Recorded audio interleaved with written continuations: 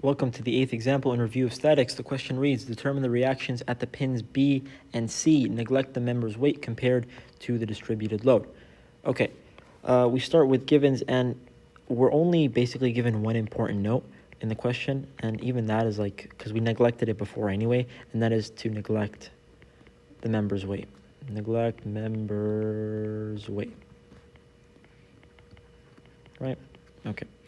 In terms of unknowns, we want to find two things. We want to find the reaction force at pin B, and we want to find the reaction force at pin C. So FB and FC. We can move on to the free body diagram. And if we draw the beam like so, we can label the points B, C might be over here, and D, right? Let's put some dimensions on this. This is 600 millimeters. This is 300 millimeters. And I think with that, we can start looking at the external forces, or the apparent external forces. I see one, and that is this distributed load right here of 4,000 newtons per meters, right? How do I get rid of, or how do I convert this into an equivalent force? Well, I multiply it by this distance, 300 millimeters. But if I do that, you have to be very, very careful with the units, because this, if you do this and then you continue on with the question, this is wrong, because just because like they're both M does not matter. This is meters and this is millimeters, yeah? So very different stuff. Instead, what I need to do is I need to convert this 300 millimeters to units, yeah? Or to meters. So 300 newtons per meter times 300 millimeters. What's the conversion factor? I need millimeters on the bottom and I need meters on the top, right? 1 meter has, I think, 1,000 millimeters. Yeah, 1 meter has 1,000 millimeters. These lovely guys cancel out. These lovely guys cancel out. What you end up getting from this is that you get your force, F, it ends up being 1,200 newtons from this calculation. And you can double check that yourself. Where does it act? It acts directly in the center.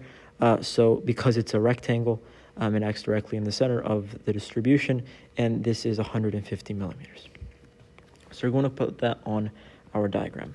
So 150 millimeters away from this side, so from here to here, it's 150 millimeters, and it is 1,200 newtons in magnitude. Perfect stuff. Okay, what other forces do we have? Well, I see a pin connection here and a pin connection here. That means we're going to have a force By and a force Bx. And we're going to have a force Cy and Cx. But I think it's easier if you notice that this is a two-force member, right? So we can actually just call this Fc. And at this angle right here, we can say this component right here is Fc cosine of 50. And this component right here is Fc sine of 50. Therefore, again, if I find Fc, it's very similar to the last question. I can, by just taking a moment over here, or actually, let's draw this stuff over here and then I'll explain it.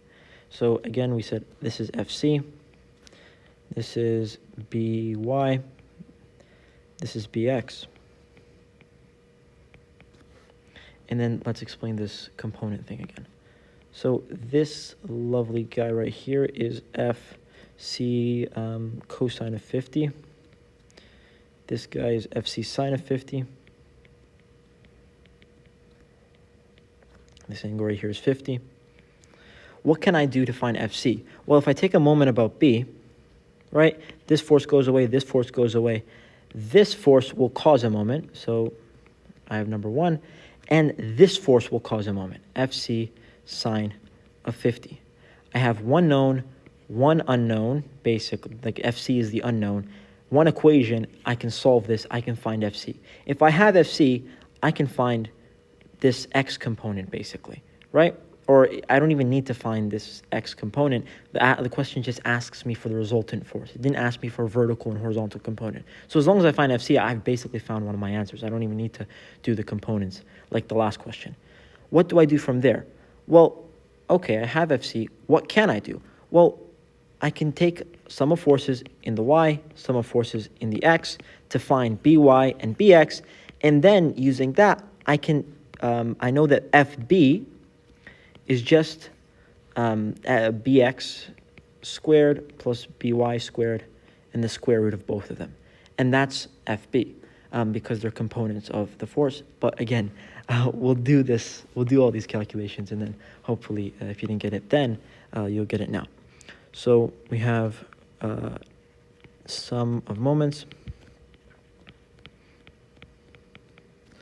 about B. As we just explained, if we take the sum of moments about point B, we have FC sine of 50. It is a distance, 600. We have to convert this. Please do not forget that. This is 0.6 meters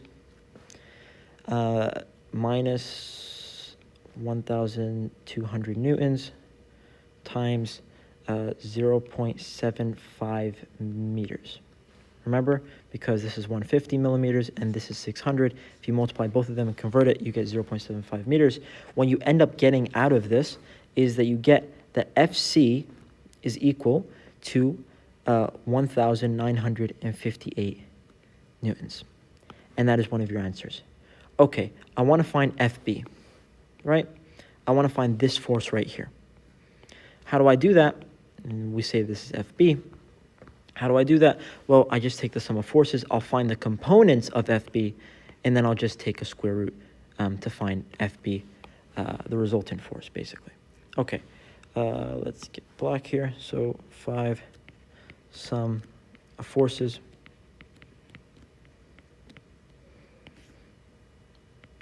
If I say this is my coordinate system, keep forgetting that, sorry. I can say that the sum of forces in the x direction is bx plus fc cosine of 50 is equal to 0. Sum of forces in the y direction is by plus fc sine of 50 minus 1,200 newtons is equal to 0. If I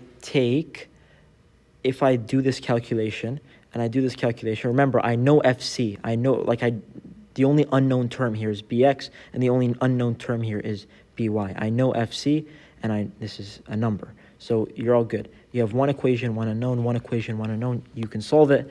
And what you will get out of this is that bx is equal to negative 1,259 newtons.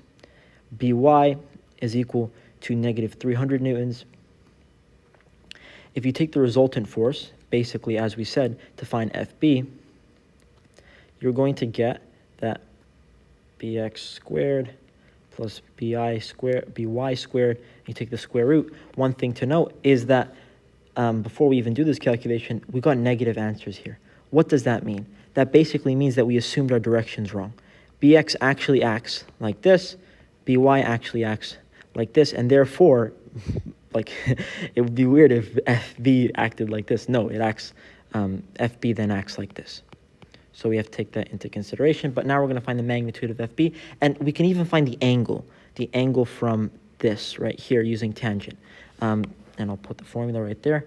Tangent of theta is equal to opposite.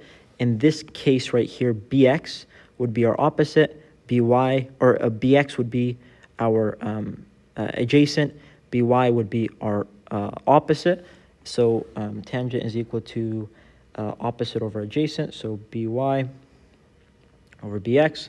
You can easily find theta from this. You can easily find bx or fb from this using your two values like so. What you will get is, finally, fb is equal to 1,294 newtons, and you'll get theta is equal to 13.4 degrees. A summary of what basically we said, or our answers: FC is a force like so at point C. It acts at point C, and it is 1,958 newtons in magnitude. We also have this FB force. Remember, we assumed our direction is wrong, so it actually acts like this. This isn't to scale, but this angle right here is 13.4 degrees, and it is 1,294 newtons in magnitude.